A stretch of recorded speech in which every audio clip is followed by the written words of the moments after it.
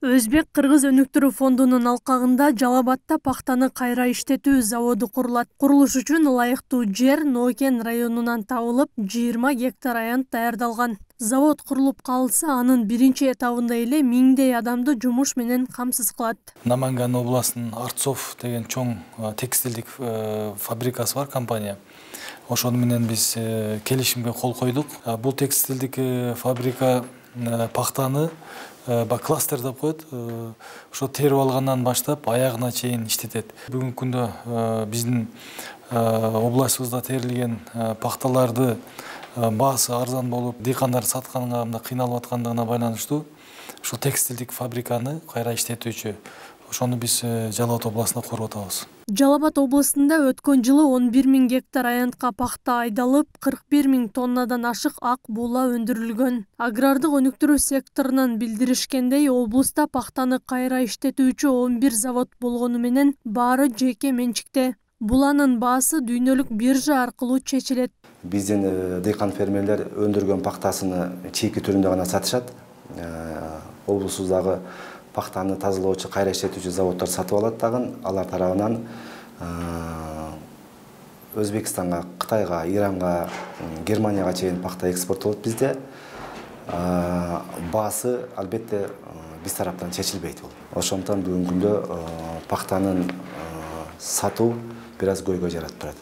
Кыргыз-Өзбек өнүктүрүү фондунан сырткары эки өлкөнүн соода-экономикалык кызматташтыгын өркүндөтүү максатын көздөгөн бир топ макулдашууларга жетишилди. Ага ылайык Тоо-Кен тармагы өнөр-жай кооперациясы айыл чарба продукциясын кайра иштетүү, энергетика, курулуш, инфраструктура жаатында долбоорлор ишке ашырылмакчы. Безусловно, для практической реализации инвестиционных проектов. Албетте инвестициялык долбоорлорду иш жүзүндө ишке ашыруу үчүн каржылоо талап кылынат. Бул багытта Өзбек-Кыргыз өнүктүрүү фондунун мүмкүнчүлүктөрүн колдонсок болот. Өзбек-Кыргыз өнүктүрүү фондунун алкагында Жалал Абад облусунда пахтаны кайра иштетүү, текстил өндүрүшүн, соода-логистикалык борборлорду түзүү, анын ичинде Кызыл Кыя шаарында, ошондой эле бир катар чакан ГЭСтерди куруу боюнча биргелешкен ишкананын каржылоо маанилүүлүгүн белгилегим келет. В том числе в городе Кызыл Кыя. Эки өлкө биргелешип аткара турган долбоорлор боюнча серепчилер оң пикирде. Бул өз кезегинде эки өлкөнүн экономикалык багыттарына жана кызыкчылыктарына туура келе турган чечим болгонуна ишеним артышууда. Сүйлөшүүдө ушундай болуп макулдашылды да.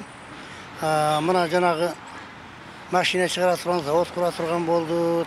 Жанагы камбарата биргелешип кура турган болду. Мына Кытай, Кыргызстан, Өзбекстан темир жолун тездете турган болду. Мына азыр эми эки президент чечкиндүүлүк кылды. Себеби ушулардын айтканы боюнча мына ушу кол коюлгандан кийин тез аранын ичинде ишке кирип иш башталат.